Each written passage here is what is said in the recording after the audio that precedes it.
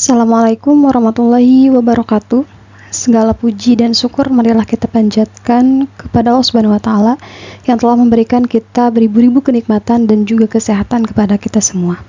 Perkenalkan, nama saya Halimatus Sadiah, mahasiswi dari STAI Dr. Anil Khejit Mutakin Purwakarta dari program studi Ekonomi Syariah semester 5.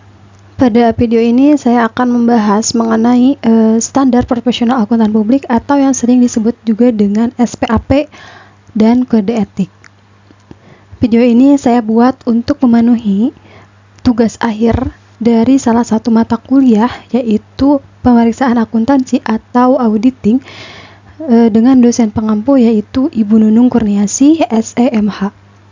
Lalu sebelum ke SPAP dan kode etik, kita harus mengetahui dulu apa sih akuntan publik itu. Nah, akuntan publik itu merupakan salah satu auditor, yang dimana auditornya itu termasuk ke dalam auditor eksternal.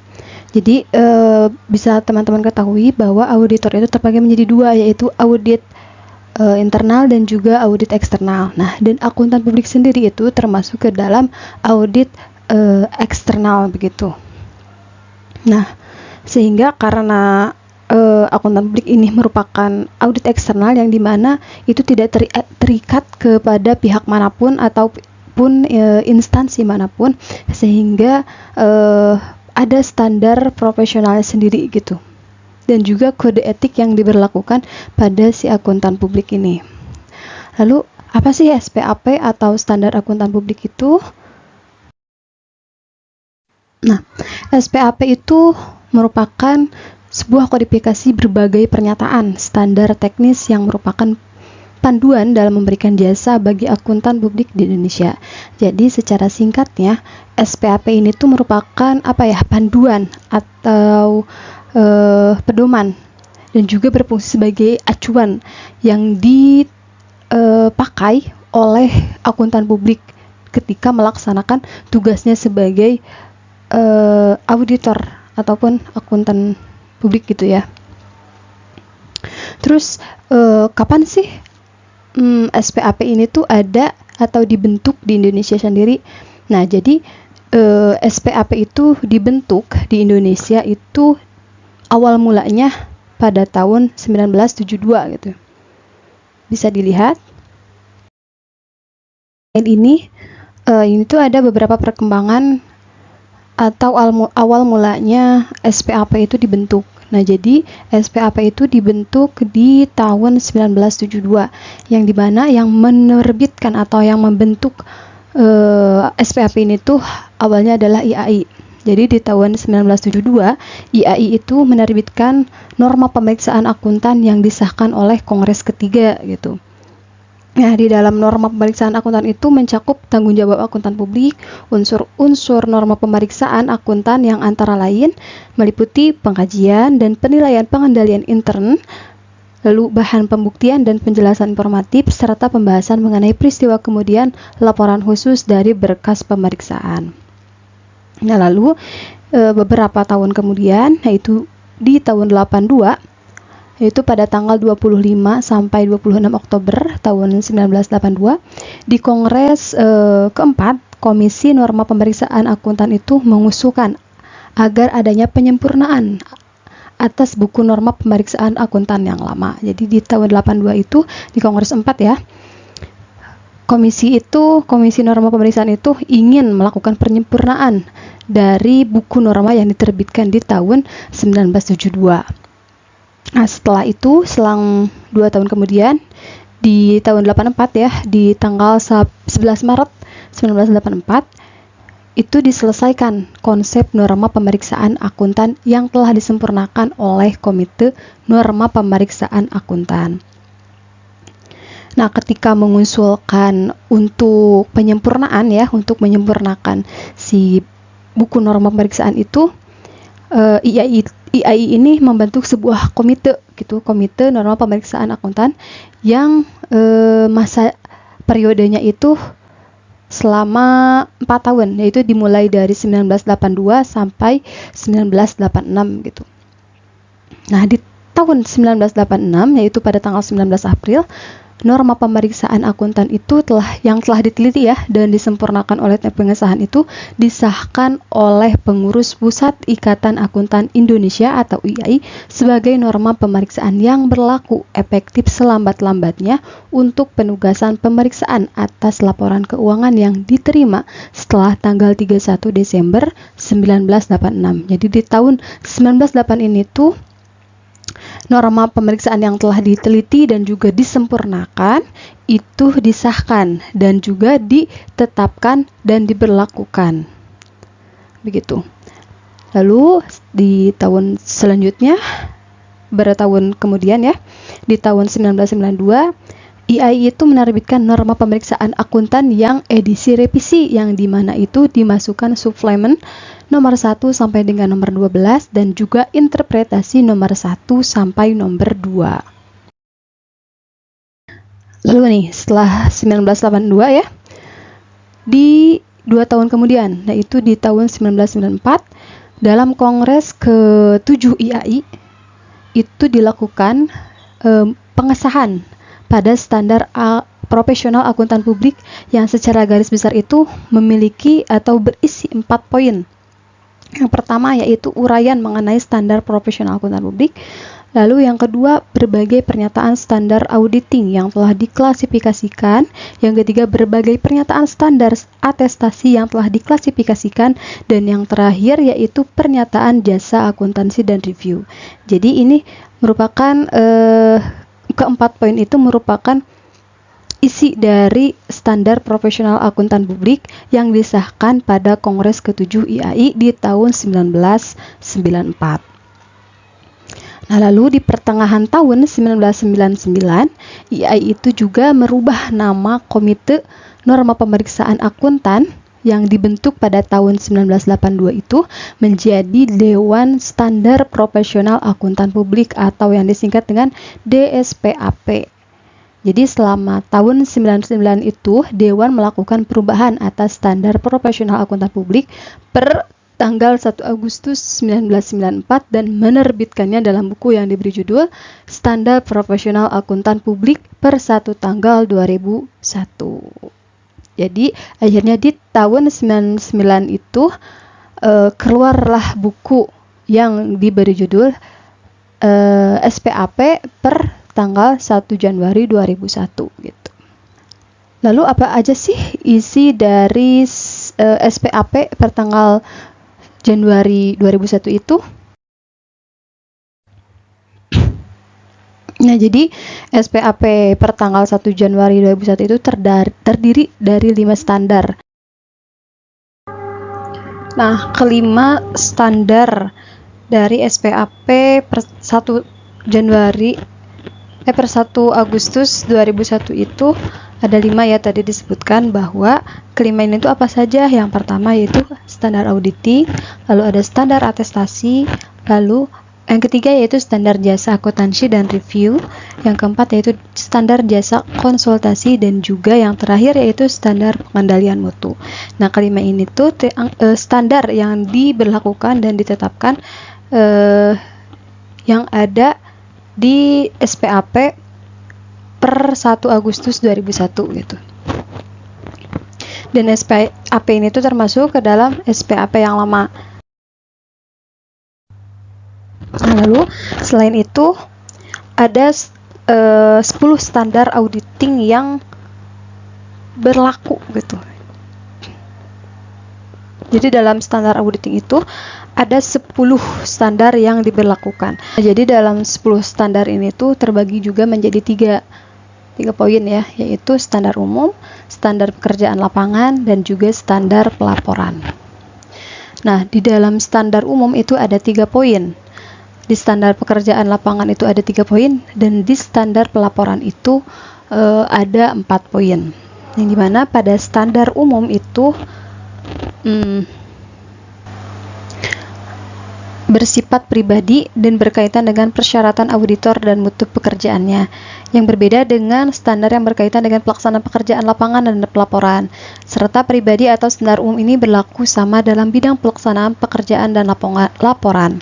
Jadi dalam standar umum itu istilahnya ini tuh standar yang ditetapkan kepada auditor sebelum menjadi auditor gitu. Jadi harus di poin pertama kan harus ada atau punya keahlian dan pelatihan teknis yang memadai. Jadi sebelum menjadi auditor itu harus punya keahlian untuk menjadi sebagai auditor. Lalu juga harus ada pelatihan sebelum menjadi auditor, karena sebelum menjadi auditor eksternal itu ada pelatihan khusus untuk menjadi seorang auditor gitu. Jadi tidak sembarangan orang yang bisa menjadi seorang auditor gitu. Jadi di poin pertama pada standar umum itu harus mempunyai keahlian dan juga pelatihan teknis yang memadai. Yang kedua yaitu independensi dalam sikap mental. Karena ini tuh auditor eksternal, yaitu tidak terikat kepada pihak manapun. Jadi itu harus independen gitu. Terus yang ketiga yaitu penggunaan kemahiran profesional dengan cermat dan seksama. Jadi dalam melakukan tugasnya sebagai auditor itu harus profesional gitu. Terus poin yang kedua yaitu standar pekerjaan lapangan. Nah, dalam standar pekerjaan lapangan ini tuh berarti standar yang diberlakukan ketika si auditor itu melakukan pekerjaan di lapangan gitu. Nah, sebelum melakukan audit itu ada beberapa standar yang diberlakukan. Yang pertama itu perencanaan dan supervisi audit, yang dimana ketika si auditor itu ingin melakukan audit, maka harus membuat perencanaan dulu dan supervisi untuk diaudit gitu, untuk mengaudit. Terus yang kedua yaitu pemahaman yang memadai atas pengendalian intern. Selain perencanaan dan supervisi, si auditor ini juga harus paham dan paham betul atas pengendalian internal gitu.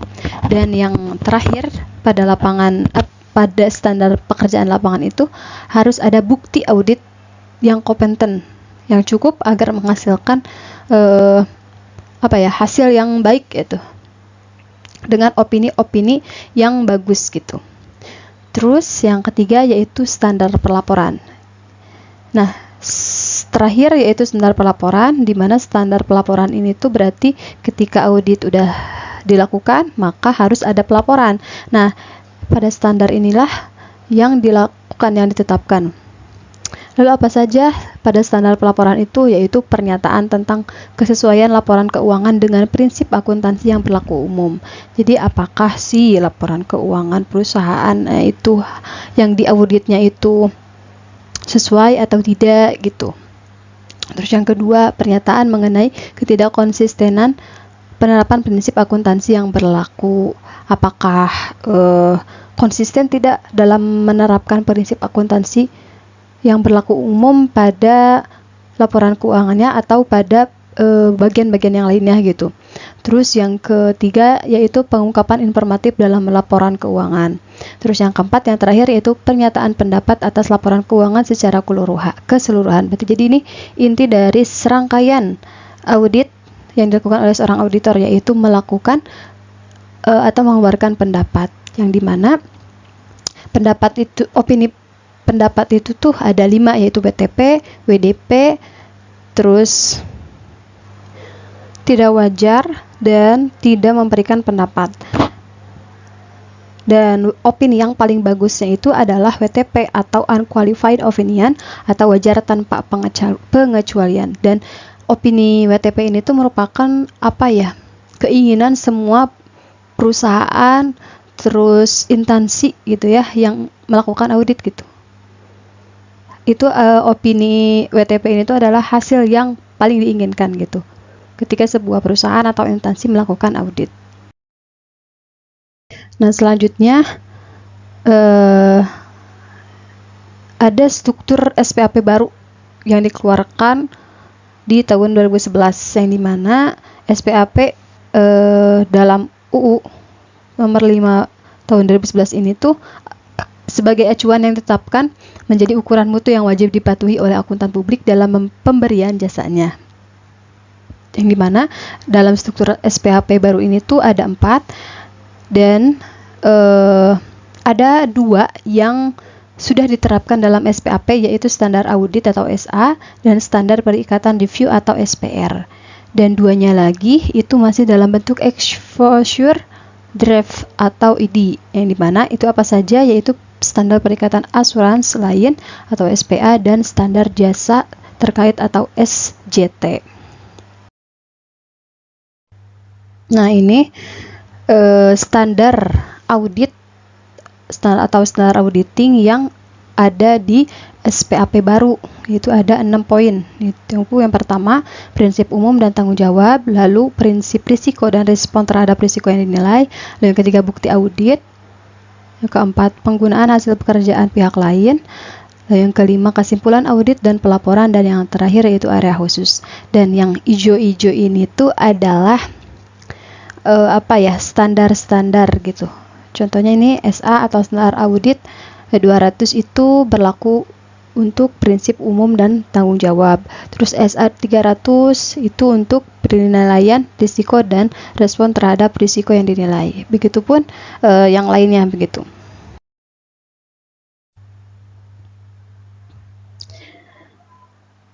Lalu ada standar audit berbasis ISA atau International Standards on Auditing. Ini berarti standar audit yang berbasis internasional gitu ya. Nah, jadi standar auditing berbasis ISA itu adalah seperangkat standar audit yang diterbitkan oleh International Auditing and Assurance Standard Board. Nah, standar ini tuh dirancang untuk membantu auditor dalam melakukan audit atas laporan keuangan klien secara efektif dan efisien. Lalu berikut adalah beberapa gitu ya standar auditing yang berbasis ISA, yaitu ada SA 200 atau standar audit 200, yang dimana ini tuh berisi tentang tujuan keseluruhan audit independen dan pelaksanaan audit berdasarkan standar audit. Nah, pada standar ini tuh mengatur tanggung jawab keseluruhan auditor independen ketika melaksanakan audit atas laporan keuangan yang berdasarkan standar audit gitu ya. Terus yang kedua yaitu standar audit 300 atau perencanaan audit, yaitu yang dimana standar ini tuh mengatur perencanaan audit atas laporan keuangan klien. Terus yang ketiga yaitu SA 500, yaitu mengenai bukti audit. Nah, pada standar ini tuh mengatur pengumpulan bukti audit yang cukup dan kompeten. Dan yang terakhir itu SA 600 atau penggunaan pekerjaan auditor lain, yang dimana standar ini tuh mengatur penggunaan pekerjaan auditor lain dalam audit atas laporan keuangan klien. Ini ada 4 standar audit yang berbasis ISA atau International Standard Auditing. Nah, selain dari SPAP atau Standar Profesional Akuntan Publik, itu ada yang namanya kode etik, yang dimana kalau SPAP itu berfungsi sebagai acuan dalam beroperasi gitu ya. Kalau di kode etik itu berfungsinya sebagai acuan dalam berperilaku begitu ya. Jadi selain ada SPAP, itu ada kode etik yang harus diterapkan oleh seorang akuntan publik. Nah, lalu kode etik akuntan publik itu sebelum berganti nama menjadi kode etik profesi akuntan publik, itu namanya adalah Aturan Etika Kompartemen Akuntan Publik atau KEPAP. Nah, KEPAP ini tuh adalah aturan etika yang harus diterapkan oleh anggota Institut Akuntan Publik Indonesia dan staf profesional, baik anggota IAPI maupun yang bukan anggota IAPI yang bekerja pada satu kantor akuntan publik atau KAP. Jadi selain profesi yang lain ya, kan profesi guru juga ada kode etiknya, terus profesi dokter itu ada kode etiknya juga. Nah, selain itu di akuntan publik juga ada kode etik yang harus diterapkan oleh akuntan publik gitu ya. Jadi tidak semena-mena berperilaku sebagai akuntan publik gitu. Yang nantinya kode etik ini tuh berfungsi untuk meminimalisir adanya penyimpangan dari akuntan publik gitu. Karena kan kode etik itu juga apa ya namanya, sebagai nyawa juga ya. Kalau akuntan publik itu melakukan kecurangan, berarti tandanya itu si akuntan publik itu tidak beretika gitu. Kalau tidak udah tercemar akuntan publik itu tidak beretika, berarti masyarakat itu akan tutup mata dong ya, akan apa ya, akan mengecap atau memandang si akuntan publik itu ya apa sih gitu, dia udah melakukan penyelewengan gitu. Dan pada kode etik akuntan publik itu terdiri dari 3 ya, ada prinsip etika, lalu ada aturan etika, dan interpretasi aturan etika. Nah, dalam prinsip etika itu juga ada beberapa poin ya yang harus diingat oleh seorang akuntan publik, yaitu yang pertama, tanggung jawab profesi. Ketika sudah menjadi seorang akuntan publik, itu berarti harus mempunyai tanggung jawab akan profesi tersebut gitu. Kalau dia tidak punya tanggung jawab, maka ketika melaksanakan tugasnya itu ya udah asal-asalan, karena dia menganggap tugasnya itu ya udah gitu. Ketika ada penyimpangan atau kesalahan, ya dia nggak akan tanggung jawab gitu, karena dia tidak mempunyai rasa atau apa ya rasa tanggung jawab akan profesi tersebut begitu.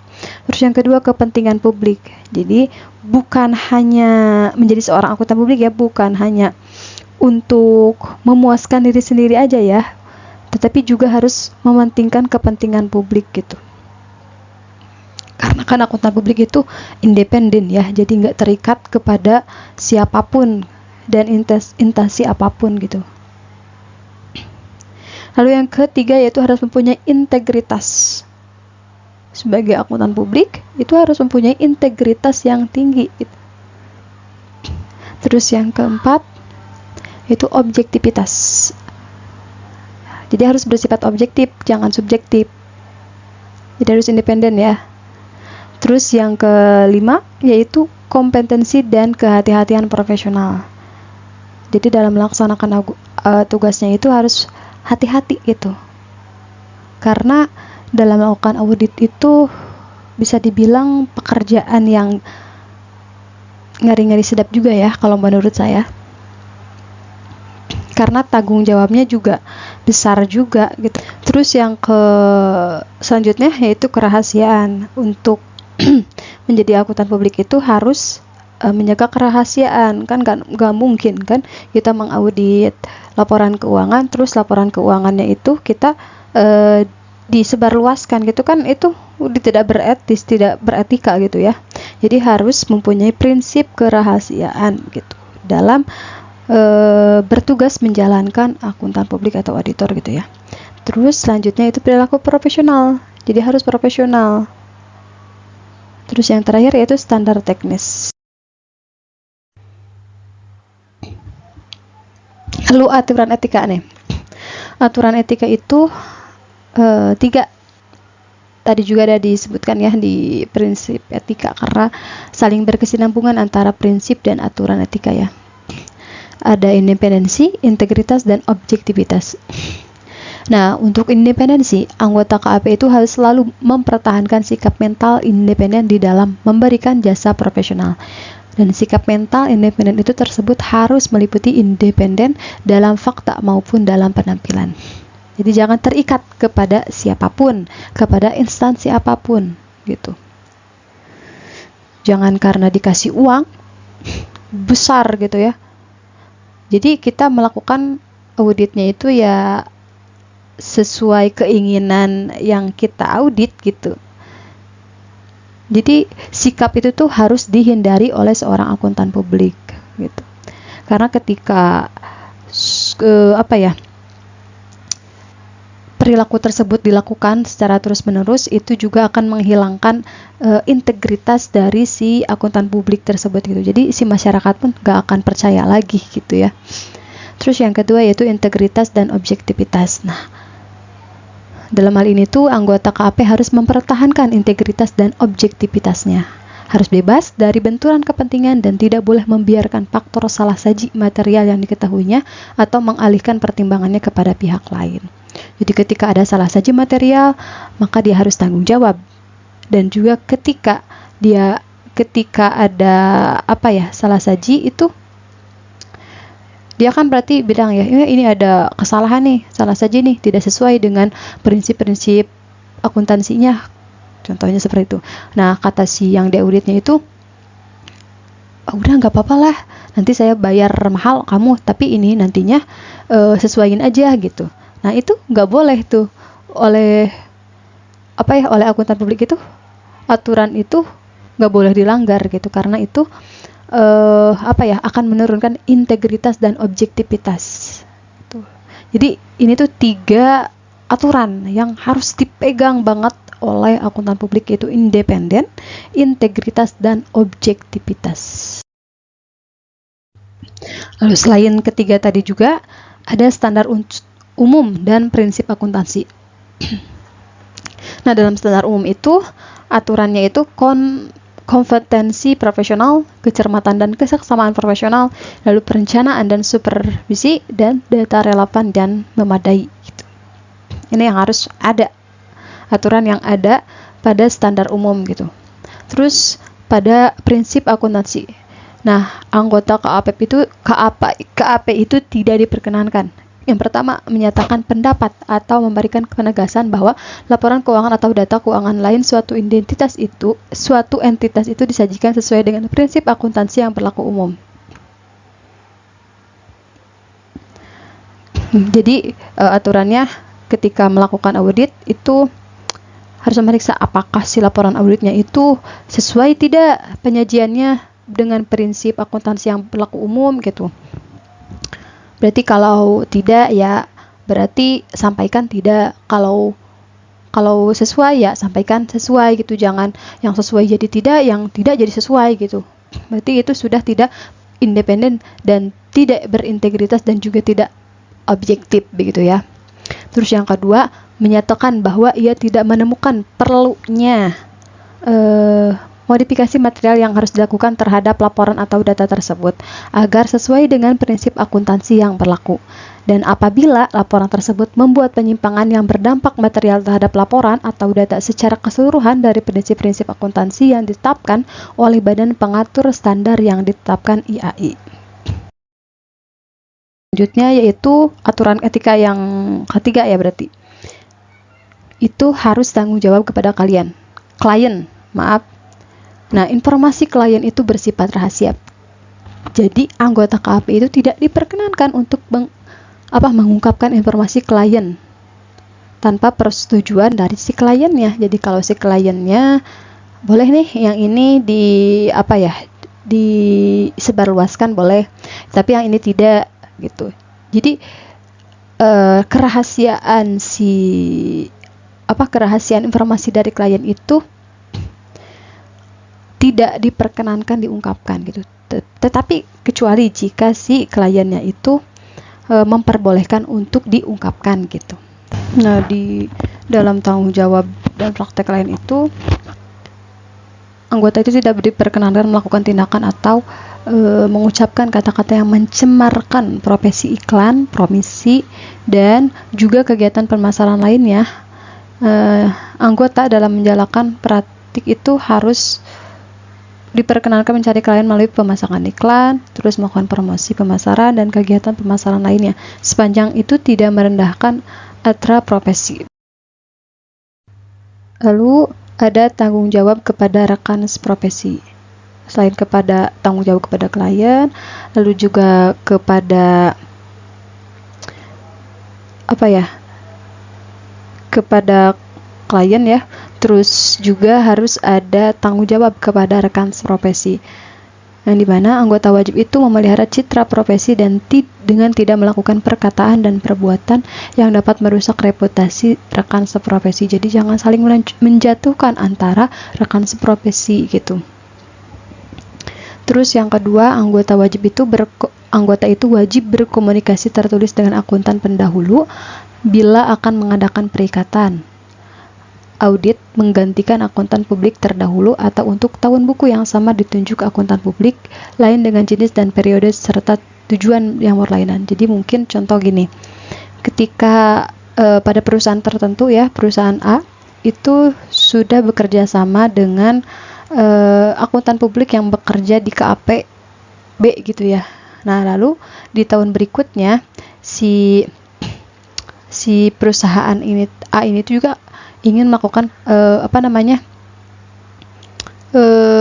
audit lagi, tetapi dengan KAP yang sama yaitu KAPB, tetapi dengan auditor yang berbeda. Nah, antara auditor yang lama sama auditor yang baru itu harus ada perjanjian gitu. Harus ada bukan perjanjian komunikasi tertulis gitu. Bahwa klien yang Anda dulu di audit itu ingin berpindah kepada saya gitu. Mungkin ya.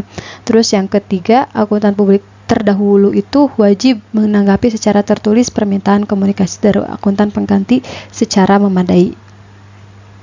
Dan yang keempat yaitu akuntan publik itu tidak diperkenankan mengadakan perikatan atestasi yang jenis atestasinya itu dan periodenya itu sama dengan perikatan yang dilakukan oleh akuntan yang lebih dulu ditunjuk klien, kecuali apabila perikatan tersebut itu dilaksanakan untuk memenuhi ketentuan perundang-undangan atau peraturan yang dibuat oleh badan yang berwenang.